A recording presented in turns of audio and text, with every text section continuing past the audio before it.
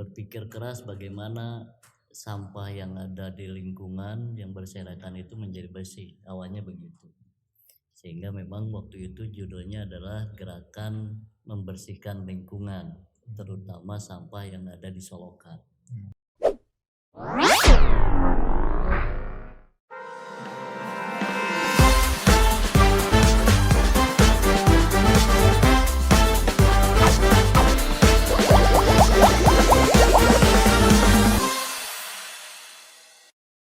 Assalamualaikum warahmatullahi wabarakatuh.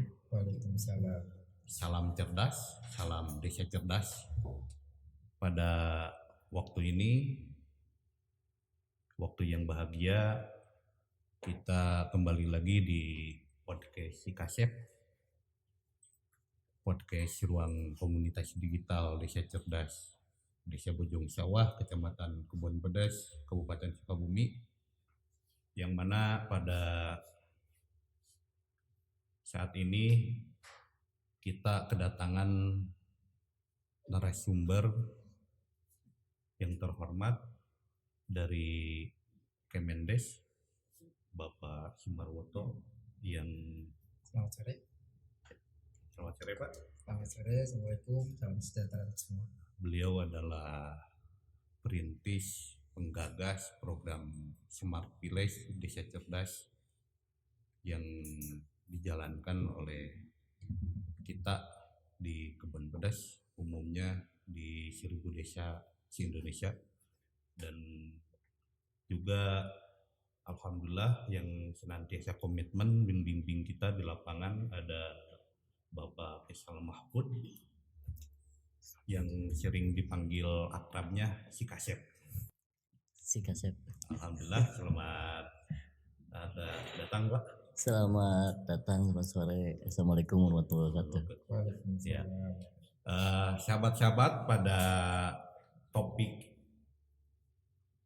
hari ini kita akan membahas mengenai pengelolaan limbah sampah jadi produk multiguna, yang mana ini menjadi implementasi dari bagian Smart Village, 6 pilar Smart Village Desa Cerdas, yaitu Smart Living atau kehidupan cerdas, yang mana di Desa Bojong Sawah ini alhamdulillah masyarakatnya bisa memanfaatkan sampah didaur ulang menjadi produk multiguna, yang mana nanti akan diterangkan bagaimana caranya dari sampah yang tidak berguna bahkan menjadi problem sampai saat ini bukan hanya di Bojong Sawah, bahkan di Indonesia, bahkan di dunia, mengenai sampah ini bisa menjadi produk multiguna yang manfaat untuk kita semua, yang mana nanti akan diterangkan oleh para narasumber yang hadir pada saat ini, yang mana mungkin mau dari Bapak Sumarwoto dulu, Pak Kades dulu. Pak Kades dulu yang tahu nih potensi di Desa Bojong Sawah, silakan. Karena saya lihatnya produknya banyak nih Pak Kades. Siap. Dengan hormat kepada Pak Kades, Sikasep yang kita banggakan. Terima kasih. Punten kasuhun, punten maaf. Walaupun saya lebih muda ya, tapi saya disuruh duluan oleh orang tua. Ini luar biasa bijak. Baik teman-teman sekalian, memang di pertama kita masuk di Desa Bojong Sawah ini sekitar tahun 2019. Awalnya desa kita ini posisi desa berkembang, Pak. Desa berkembang, terus lingkungannya lumayan kumuh begitu. Sampah berserakan segala macam. Lalu kita mengumpulkan para pemuda, kelompok pemuda, berpikir keras bagaimana sampah yang ada di lingkungan yang berserakan itu menjadi bersih, awalnya begitu. Sehingga memang waktu itu judulnya adalah gerakan membersihkan lingkungan, terutama sampah yang ada di Solokan. awalnya begitu. Setelah dikumpulkan lalu dipilah tuh pada sama para pemuda dan ditawarkan ke tukang rongsok begitu. Dan ternyata si tukang rongsok itu tidak membeli semua. Jadi dipilih tuh sama tukang rongsok. Ketika dipilih hanya 30% dari seluruh sampah plastik yang dibeli sama tukang rongsok. Mayoritas atau 70%-nya nggak dibeli. Karena memang ini adalah sampah rumah tangga. Sampah rumah tangga itu di dalamnya bekas mie instan begitu, bekas kopi. Yang bekas-bekas begitu kan tidak dibeli itu sama tukang rongsok, Pak. Dikasih aja nggak mau ya. Dikasih juga nggak mau dia. Akhirnya kita berpikir lagi dan nemulah botol supaya tidak terlalu berserakan di mana-mana, maka dimasukkan ke botol. Begitu, Pak. Masukkan ke botol, asalnya biasa-biasa saja. Tapi karena memang botolnya sedikit, sampahnya banyak, akhirnya si sampah dimasukkan ke botol itu dipaksa begitu. Dan jadilah seperti ini. Kita paksa bagaimana caranya sampah 2 karung bisa masuk dalam 1 botol, Pak. Waktu itu memang kita belum pernah browsing. Ketika kita terus konsisten dengan ini, pas kita browsing ternyata itu ada namanya, Pak. Namanya itu adalah ekoprik katanya begitu. Padahal kita waktu itu tidak mencontoh itu. Yang penting posisi sampah tidak berserakan masuk ke botol lah begitu sederhana. Nah, setelah kita sudah kumpul semuanya, akhirnya kita ketemu dengan tukang kursi. Tukang kursi. Kebetulan warga kita ini kan mayoritas dulunya tuh kerja di Jakarta, Pak, di Jakarta, di Bandung, di kota-kota besar lah, di Arab Saudi begitu. Dia pulang dari Jakarta, si tukang kursi ini, kita cerita tuh, Pak, gimana caranya botol ini bisa jadi kaki kursi. Ya, akhirnya oleh si bapak itu dibentuklah sebuah sofa. Akhirnya kita namakan ini sofa ekobrik si kaset begitu, Pak. Lalu kita promosikan. Pas kita promosikan, alhamdulillah banyak orang yang mau, Pak. Banyak orang yang mau, sampai Aqua pernah datang ke kita. Karena kebetulan pas dipoto, pas ada merek Aqua begitu. Kita tidak sengaja kita upload di Facebook waktu itu, ada orang Aqua yang lihat begitu. Akhirnya orang Aqua nyari kita. Akhirnya dia pesan beberapa set begitu. Pas kita hitung tuh satu setnya tuh ternyata kita butuh satu bangkunya itu butuh 15 botol. Kita punya satu setnya tuh 3 bangku 1 meja. Itu sekitar 60 botol, Pak. Kita membutuhkan tuh. Kalau 60 botol berarti kali 2 karung sekitar 120 karung kita butuh, Pak. Lalu kita proses, akhirnya pas pesanan dari BRI kita stuck karena sampahnya nggak ada, Pak. Karena sampahnya kan habis. Buang sampah lagi kan. Jadi sampahnya habis karena ini ngambil dari sampah rumah tangga, ya terbatas begitu. Awalnya karena memang teman-teman berpikir ekonomi, akhirnya teman-teman berpikir ngambil sampah dari luar. Nah, saya coba diskusikan lagi, musyawarahkan lagi ke teman-teman. Kita tidak berpikir ekonomi nih hari ini karena memang judulnya kita ingin membersihkan lingkungan kita. Kalau kita ngambil sampah dari luar, awalnya kita mau membersihkan sampah jadi nyampah kan begitu, Pak. Akhirnya kita lobby lagi ke BRI, walaupun BRI udah DP, Pak. Akhirnya DP-nya kita kembalikan lagi, tapi kata BRI nggak apa-apa, Pak, sudah simpan aja begitu buat teman-teman.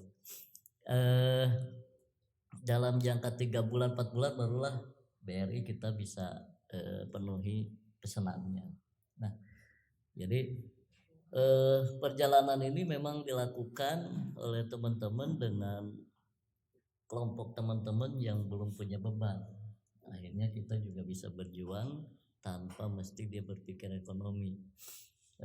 Tapi tetap mereka juga butuh operasional, maka kita menyediakan dari dana desa operasional untuk teman-teman kelompok pemuda di bank sampah ini, Pak. Begitu.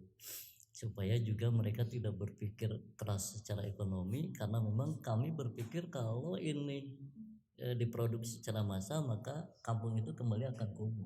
Saya yakin itu karena akan nyampah kembali kan begitu.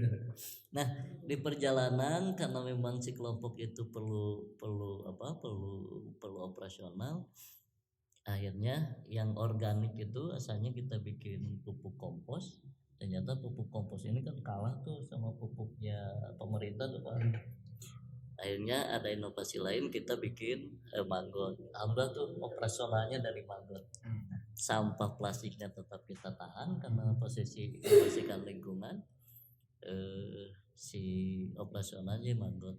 Nah, kalau ada yang pesan kursi ini pasti kita indennya tuh 6 bulan sampai 1 tahun, karena mesti mengumpulkan dulu sampah plastik di lingkungan itu begitu. Itu sekelas cerita yang bisa kami utarakan. Tapi kami mohon doanya lah begitu, mudah-mudahan tetap komitmen kita tahan karena judulnya adalah membersihkan lingkungan. Begitu Pak. Hanya itu yang bisa saya sampaikan sementara begitu.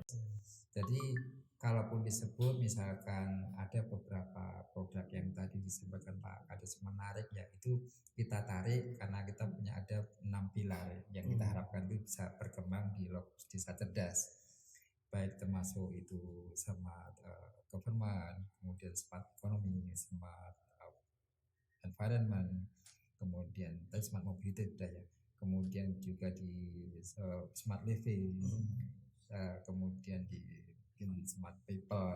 Ini kan hal-hal yang sebenarnya turunannya banyak, yang diharapkan itu muncul dari potensinya masing-masing sesuai dengan pilar tersebut. Itu yang kita harapkan. Jadi kalaupun misalkan tadi sudah dimunculkan nih smart living dengan pemanfaatan sampah, ini menjadi sangat hal yang konstruktif ke depan. Karena persoalan sampah ini sudah kita tahu bahwa persoalan sampah itu makin ke depan akan berkurang permasalahannya, tapi problematika yang seharusnya lebih nambah kan gitu. Karena orang sudah berpikir bahwa sampah ini sekarang agak berbeda dengan mungkin sampah di tahun-tahun yang lalu. Adanya kebijakan misalkan, kalau makanya tadi ada kesulitan mencari bahan misalkan dari plastik agak susah. Salah satu contoh kebijakan adalah pelarangan bahan plastik digunakan, ya kan? Kalau dulu plastik bertebaran Pak, sampah plastik terbuang di mana-mana. Bahkan mungkin bungkus apapun dari plastik kan dibuang ke jembatan, dibuang itu kan. Ini kan yang harus diantisipasi karena memang sampah plastik itu selain tadi juga menjadi pemanasan global ya Pak, kan plastik pemanasan global, baik itu kalau ditanam juga nanti tanah itu unsur haranya kan berubah, kesuburan tanah kan berganti menjadi tidak bagus lah untuk mungkin tanaman dan sebagainya. Jadi salah satu produk tadi sebenarnya kalau kita pikirkan sangat bagus Pak, karena itu memanfaatkan potensi sampah. Mungkin dalam jangka pendek itu pendekatannya adalah pendekatan untuk lingkungan, kesehatan dan lain-lain. Tapi kalau kita bicara untuk pendekatan ekonomi atau pendekatan kesejahteraan, kita harus berpikir ulang. Karena kalau misalkan tadi saya mendengar itu berapa satu sofa itu harus membutuhkan berapa botol, ya kan? Satu botol harus 2 sampai 3 karung. Dan mengumpulkan ini tidak mudah. Kalau tersebar banyak oke lah. Tapi kalau misalkan makin lama orang membuang plastik akan makin berkurang. Mungkin kesadaran juga ya, tidak membuang sampah sembarangan, tidak menggunakan plastik. Di Sukabumi juga kayak kalau nggak salah Alfamart, Indomaret itu sudah tidak menggunakan bungkus plastik, ya kan? Orang makan permen juga berkurang. Karena orang tidak suka yang manis-manis kan. Kecuali mungkin lihat saya kan, kan ini hal yang spesifik yang berbeda kan. Ini ada beberapa alternatif Pak Kades bahwa pemanfaatan sampah ini kan, sampah rumah tangga itu tidak sebatas hanya terbagi menjadi organik dan anorganik sebenarnya. Jadi sampah organik itu kan bisa bekas sayuran atau mungkin bekas masak dapur. Anorganik itu banyaklah misalkan kertas tapi ada juga mungkin sampah yang bisa recycle kan, Iya. daur ulang Iya. misalkan. Nah, ini kan pilihan-pilihan yang memang bagus itu belajar bahwa pengelolaan sampah itu berbasis rumah tangga. Jadi selesai di rumah tangga. Ini yang mungkin manajerial yang harusnya diselesaikan. Jangan sampai sampah keluar dari rumah tangga itu hanya terbuang di jalan karena tidak bisa memanfaatkan mengolah dari rumah tangga. Iya. Kalau kita sudah membuat satu manajemen pengelolaan sampah dari rumah tangga, itu berarti kan dari rumah tangga sudah mulai dipilah itu mana sampah organik, mana sampah organik nanti akan jadi apa. Kemudian misalkan yang recycle, botol plastik atau botol kaca, apakah itu tidak berguna? Berguna Pak. Ada juga kita pendekatan nanti dari masing-masing itu kan kita ada pendekatan inovasinya, ada pendekatan teknologinya. Jadi kalau bagaimana mengelola maggot kan ada itu, ya kan? Ada alatnya lagi, ada mungkin bakterinya untuk membentuk maggot itu terbentuk misalkan dalam waktu 2 minggu misalkan atau 3 minggu sudah bisa dipanen sebagai maggot. Karena maggot ini tidak menjadi makanan utama ya. Maggot hanya menjadi makanan tambahan. Ya, suplemen. Jadi kalau misalkan ikan harus dikasih maggot doang, enggak gede-gede Pak. Tapi harus tetap dicampur dengan makanan utama plus tambah maggot. Nah, ini juga tapi bagus-bagus Pak, karena ini kan sumbernya kan dari sumber organik. Kemudian kalau misalkan kita anorganik, itu kan bagian dari mungkin residu ya. Residu yang tidak habis untuk diselesaikan oleh mungkin teknologi inovasi. Nah, ini kan yang harus mulai dipikirkan.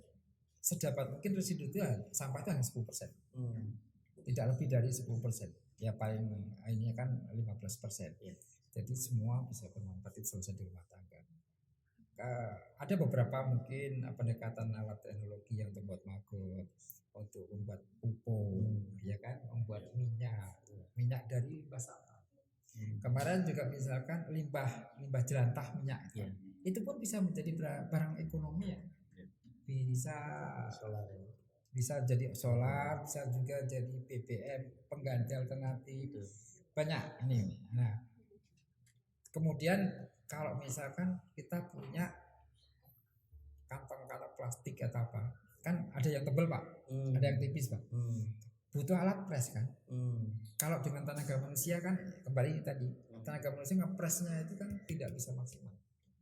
Kita bisa berinovasi dengan membuat alat teknologi tepat guna yang bisa membuat alat pressing bahan-bahan sampah recycle. Dan ini contohnya banyak, bisa dari para inovator, bisa juga mungkin Google atau mungkin di media jualan online, itu banyak Pak. Kalau mitra kita nanti kita bisa kerjasama itu untuk misalkan yang alat seperti apa, tidak harus beli ibaratnya, tapi kira-kira gambarnya seperti apa sih untuk alat pressing itu, kan seperti itu. Dan itu banyak. Jadi karena ada rutin kita juga kompilasi itu kan status ada namanya lomba teknologi tepat guna. Salah satu yang mereka produksi adalah alat-alat untuk mengolah sampah dengan berbagai produk olahan.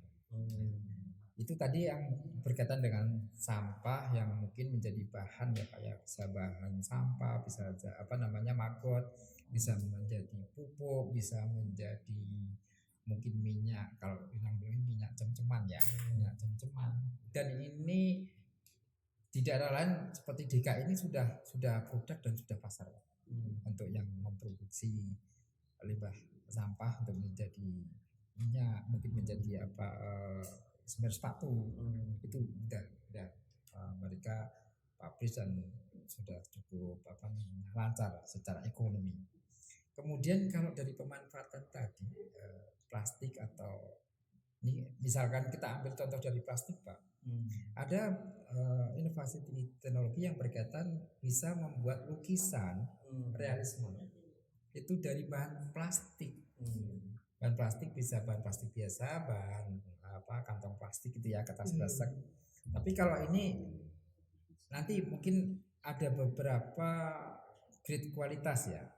Kalau pengen buat lukisan yang dengan bahan lebih bagus, mungkin bahannya bukan kantong kresek. Kan ada kantong kresek itu kan daur ulang juga. Ada kantong kresek yang punya kualitas. Nah, misalkan ada produk merek tertentu kan memang dia bagus itu.